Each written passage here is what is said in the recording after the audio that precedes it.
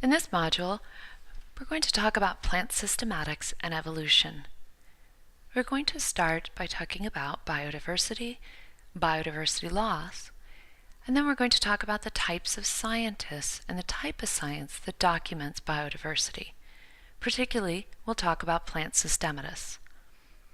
We'll discuss some of the tools used to look at organisms and relationships among organisms, and then we will start to look at the early evolution of land plants. We need to begin by defining biodiversity. What is biodiversity? It's the number and variety of living organisms and includes genetic diversity, species diversity, and ecological diversity. We are currently in a biodiversity crisis.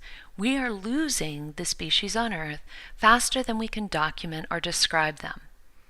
In just the last 40-some years, we've lost over 52% of our wildlife populations. That's 76% of freshwater species and 39% of both terrestrial species and marine species. When looking at overall world biodiversity, we anticipate between 2000 and 2030, we will lose 10% of the total biodiversity. And it's largely due to things like expanding infrastructure, that's building cities and land development, and agriculture. Another major contributor is climate change. Among those changes are also forestry, ecosystem fragmentation, and water pollution. So we're losing biodiversity, but really, why is that important? Well, diversity is the key to assurance of the continuance of life on Earth. It allows organisms to cope with environmental variability and uncertainty, reduces the effects of inbreeding, enhances human-centered utility, and it facilitates the cycle of life. Here's a video developed by a former student of mine, Derek Shields, that talks about biodiversity and the importance of biodiversity.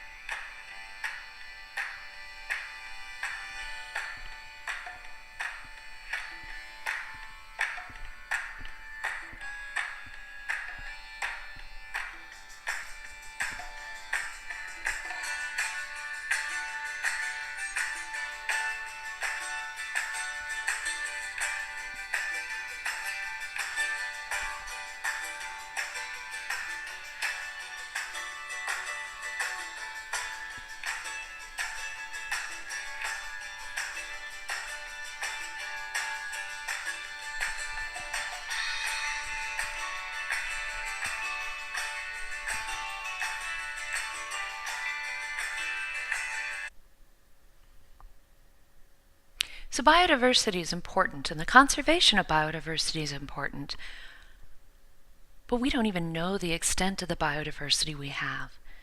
The sobering reality is that 90% of the global biodiversity remains undescribed, and we cannot conserve that which we do not know exists. In this diagram you'll see here, blue is the described and cataloged biodiversity on Earth, and then you can look at the purple and you'll see the projected true amount of diversity. If we don't know the diversity in the world around us, we cannot detect the loss of biodiversity, and we can't assess gains in conservation. We cannot sustain, restore, intelligently manage, or conserve that which we do not know exists. And we cannot understand, much less rejuvenate, complex ecosystems. Without the knowledge of global biodiversity, we are powerless to sustain or restore ecosystems. We are ignorant of the majority of the constituent species, and we are unable to explore and describe the dense network of species interactions that an ecosystem has. The reality is we are unable to identify most species we encounter, and we are impotent to recognize pests and biological threats at our borders. Currently, threats to biodiversity include climate change, invasive species, loss and degradation of habitats. Issues of sustainability and huge conservation challenges are causing us problems, and we cannot comprehensively study the impacts. So how are we going to combat this? And who are the scientists that are going to describe the biodiversity in the world around us? Here I come to save the day. It is plant systematists that study biodiversity. The field of plant systematics is the study of diversification of living forms, both past and present, and the relationships among living things through time. This diagram here gives you some idea of the interplay that a plant systematist deals with and researches when describing new species. There's observation, experimentation, analysis, synthesis, theoretical projection, and description. That work can be done in the field, the laboratory, lots of work with computers. We can work in herbaria, in the garden, in the library. And from all of this, we accumulate data, look for evidence, document, and interpret data. And that results in some taxonomic naming. So what, in fact, do plant systematists do? We describe and catalog plant diversity. We discover and identify unknown plants. We characterize the relationships among plants. And we organize the nomenclature, or the naming, and how we refer to plants. And all of this provides a common vocabulary which helps biologists understand and communicate about the natural world. In a very fundamental way, that description of the world around us allows scientists to think globally about issues of concern. In this video here, we're going to hear a little about what it is systematists do, and particularly plant systematists.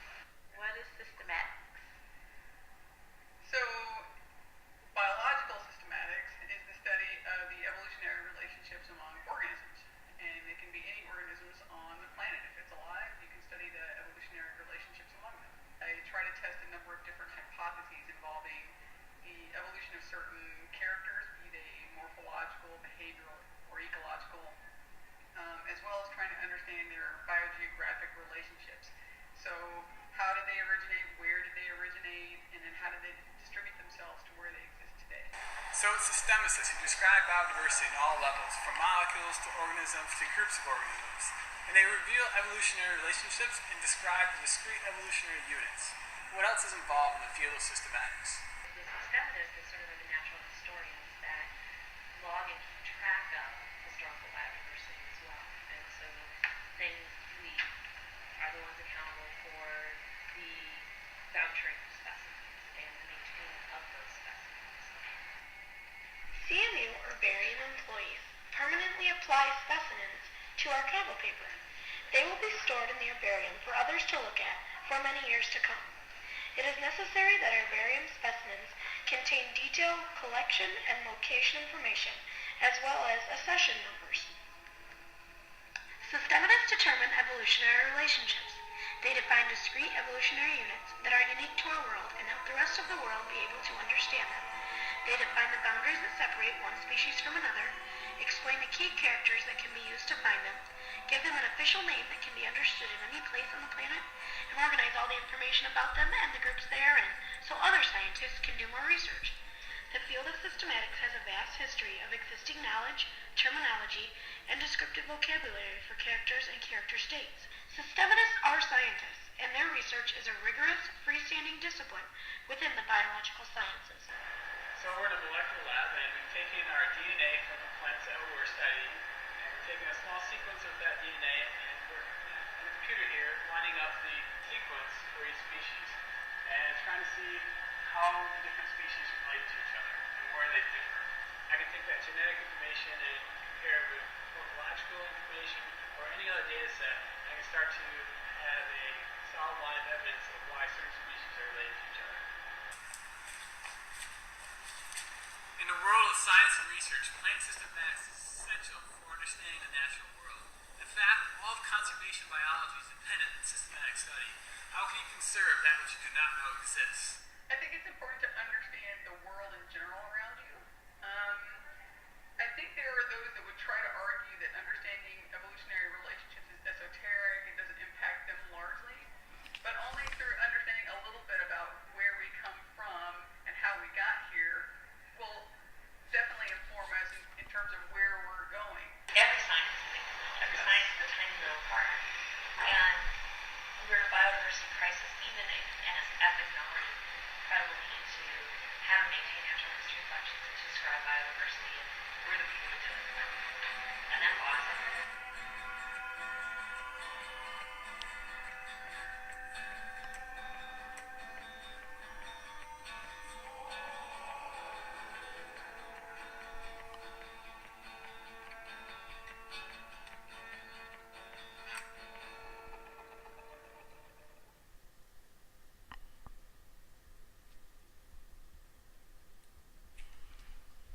Sometimes systematists are often marginalized and said, well, all they're doing is naming stuff.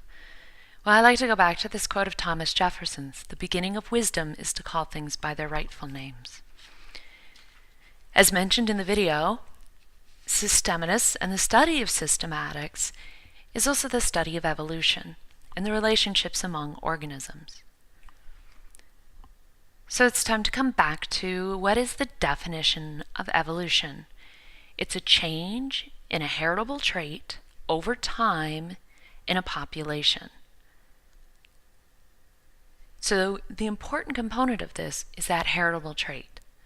There has to be a trait, there has to be variation in that trait, and that has to be heritable over time and consistent in a population. And in fact, the theory of evolution relates to how evolution occurs. The occurrence of evolution is a fact. If you look at the last sentence of Darwin's Origin of Species, this is it. Therefore, I should infer from analogy that probably all the organic beings which have ever lived on this earth have descended from some one primordial form into which life was first breathed. And this is stating that if you go back far enough in time, you're going to find a common evolutionary origin of all organisms. From the perspective of a plant systematist, that means that we can look at plants and go back to the first plant. And in doing this, we can create an understanding and a hypothesis about how the plant diversity we see in the world originated. It's important to remember what is the fundamental requirement for these adaptation and this evolution of species, and that is inheritable variation. And when we look at how that accrues over time and leads to diversification, we come up with evolutionary biology. And one of the ways we look at evolutionary biology is by representing those relationships as phylogenies. Darwin was the first to use a tree-like diagram to describe these evolutionary relationships. Later, Ernst Haeckel, who worked in the mid-19th century, looked at relationships among organisms, and he put them into, quite literally, a tree formation. Today we refer to these as phylogenies. Phylogenies are diagrammatic representations of the evolutionary history of a group of organisms. Along with this being a diagram, this also represents patterns and shows a testable hypothesis of how species evolved. And every phylogeny is a hypothesis that we test with new forms of data and different types of analyses. So here is a representative phylogenetic tree. It's oversimplified. We're looking here at the Plantae group. We have Plantae alpha, beta, and gamma, which represent 3 different species. We're going to go over some of the terms that we will use when discussing and analyzing phylogenetic trees. Looking at this, the x-axis represents changes over time. And the y-axis is really showing you relationships. Proximity of the species at the tips does not tell you their relationship, but rather where in the phylogeny they diverge back and form a common ancestor.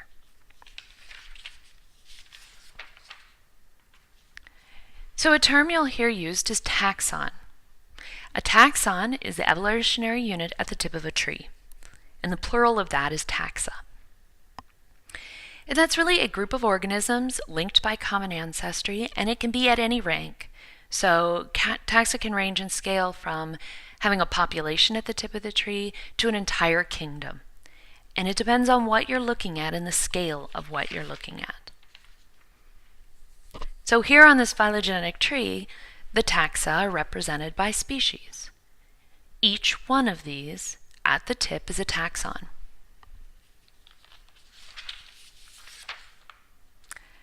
So 2 more important terms to learn are in-group and out-group. In-group is quite simply the group of organisms you are interested in studying. And the out-group is whatever group would be most closely related to the in-group you are interested in studying. So in our phylogeny here, our out-group is the other Plantae, omega, and our in-group is the Plantae alpha, beta, and gamma, the ones we're interested in looking at relationships within. So again, we're coming to some more important terms. Ancestor is the nearest ancestor shared by 2 taxa, or 2 groups. Descendant is any member in a branch below an ancestor. So you'll have an ancestor and some descendants. And a lineage, or an evolutionary lineage, also called a clade, is composed of species, taxa, and individuals that are related by descent from a common ancestor.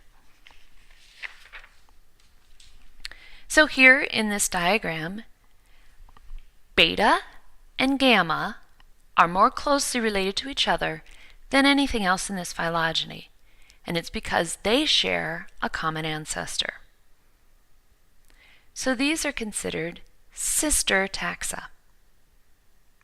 Another group that shares a common ancestor is the group composed of alpha, beta, and gamma, and if you follow all of them back, you will see that it's this point they share a common ancestor. Everything from the common ancestor forward is considered a lineage.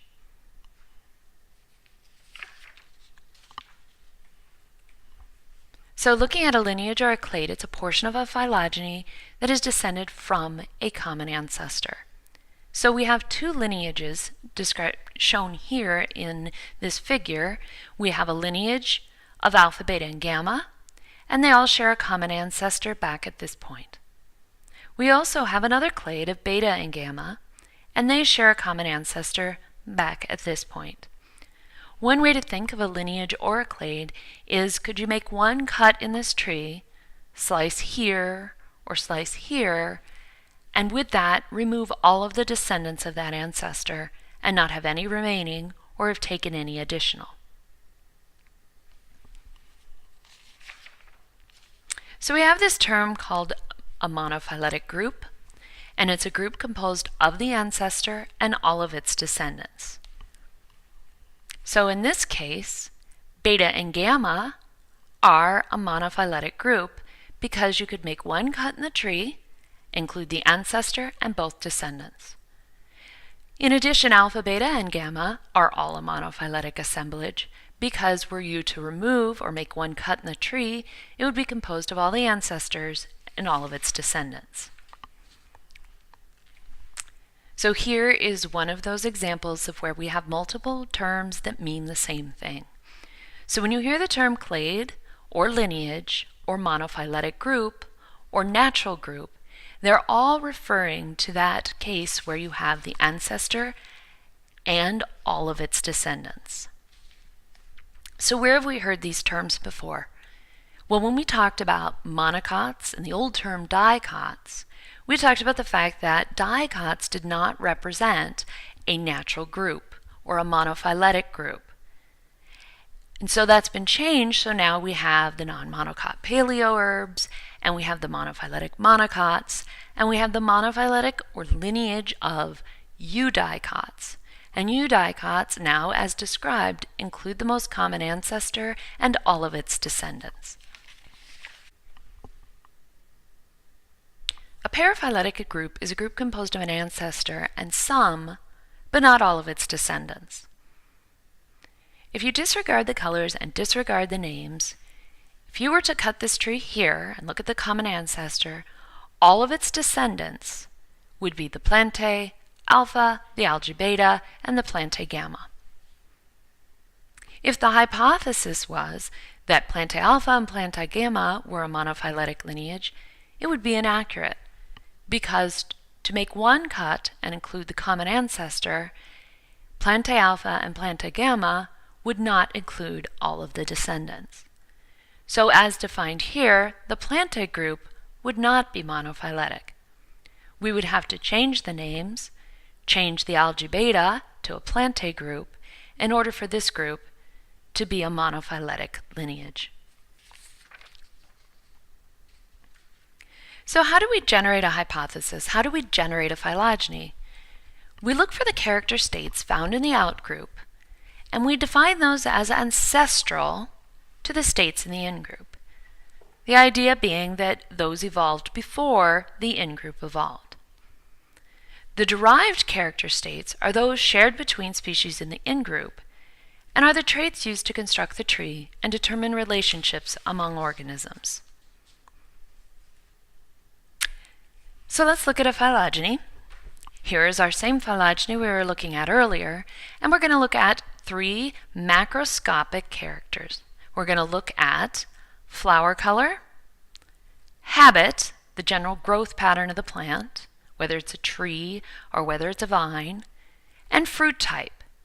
Are they cherries or apples? So in our data set, each character can have a different value or character state. Flower color has 2 states, yellow and pink. Growth habit has 2 states, tree and an herbaceous vine. And fruit type has 2 states, cherries and apples. All else being equal, plants with the same states are more likely to be related than those with different states. So what we do is we go in and we code these different characters and character states. So looking at other Plantae omega, we'll say that the original state found in the outgroup is yellow. That's going to be defined as 0. The state found in the in-group, which is present in all of them, is the pink flower, and that'll be defined as a 1. Going to habit, The outgroup again, defined as 0. Plantae alpha does not possess the trait of a tree habit, but beta and gamma do. For the fruit type, you can see the outgroup type is going to be apple, and that within the in-group only 2 have the derived character state of cherries.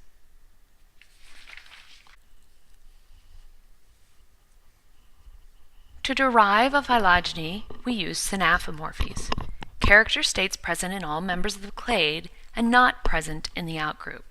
And these are called shared derived character states. So in our phylogeny, we see the outgroup had a yellow flower, but all members of the in-group have a pink flower. So that character must have arisen in this common ancestor, and it unites alpha, beta, and gamma. When looking at the character of habit, we see that herbaceous vines occurs in the outgroup. It still occurs in alpha, but that the derived state of woody trees occurs in beta and gamma, so must have arisen in their common ancestor. But not all character states evolve consistently with the evolutionary history of an organism. Sometimes you have parallelisms, an appearance of similar character states in unrelated organisms. And a parallelism is something that's occurred through the same developmental mechanism, but is in 2 different evolutionary lineages. You can also have the case of a reversal. A derived character state returns back to the ancestral state, and this happens by different developmental mechanisms. The term for this is homoplasy. It's a similarity in character traits due to parallelisms or reversals of character states. And our example for this would be fruit type. If this is our true phylogeny, and we know that apples occur in the outgroup, we know that for cherries to be in the in-group, they would have had to have risen 2 separate times.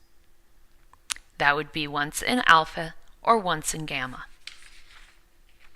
The alternative is there was one change. Here, in this common ancestor, they all became cherries, and beta is actually a reversal back to the apple.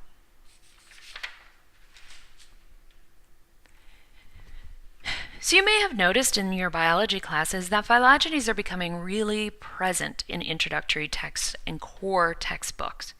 It's because phylogenies are used to study questions in every field of biology. Whether it's the spread of disease or epidemiology, we use them in ecology to understand relationships among organisms, clearly in the field of systematics, which allows us to look for natural groupings. They're used in conservation biology when decisions are made about conservation. We use them in forensic biology, medicine, genetics, evolutionary study, developmental study, and studies of behavior. And these are just a few of the places where you're going to see phylogenies used to address questions.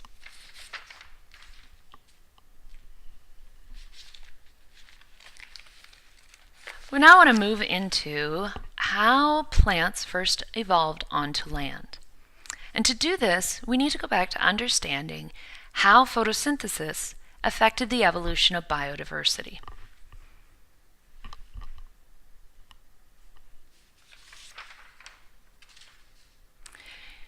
Looking back in time, about 2.4 billion years ago, photosynthetic organisms became abundant. And those are going to be things like cyanobacteria. When photosynthetic organisms became abundant, the free oxygen they produced began to accumulate in the atmosphere. So you can see here you have an increase in atmospheric oxygen. Increasing the atmospheric oxygen changed the composition of the atmosphere, producing more free oxygen, and influenced the evolution of plants and animals alike.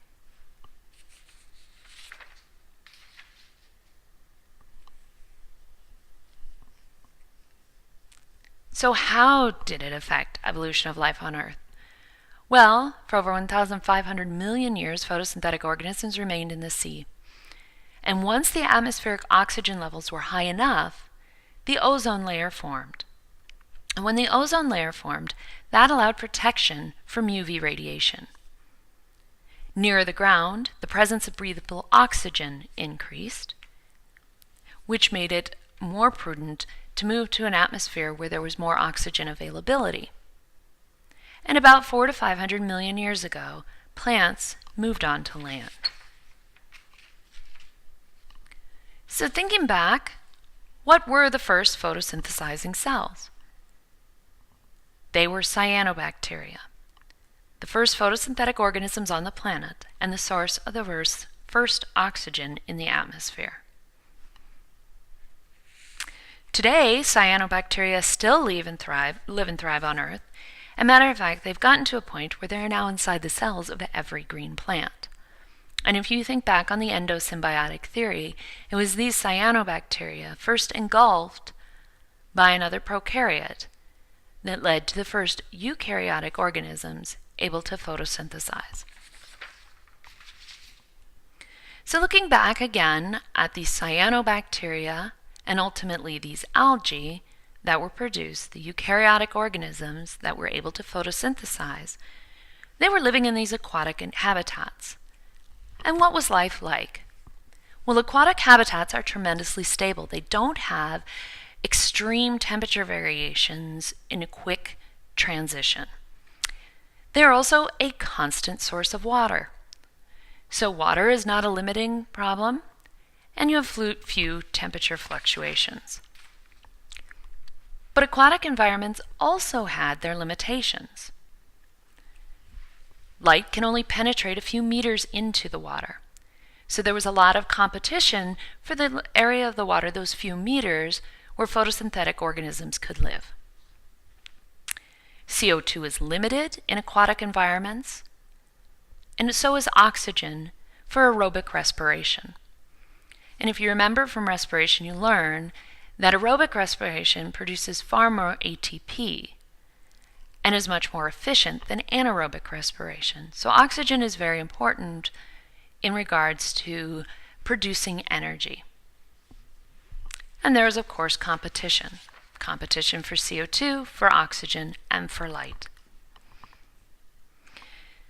While these limitations were occurring in aquatic environments, what was land like? Well, land was totally abiotic. It was rocks, sand, mud, and clay. No soil. So the first plants that had to move on to land had to also actually produce the first organic matter as they died. And in doing that, bacteria and fungi evolved, which could break down the dead organic material and make the nutrients available so that when plants evolved roots, they could get their nutrients from the then evolved soil.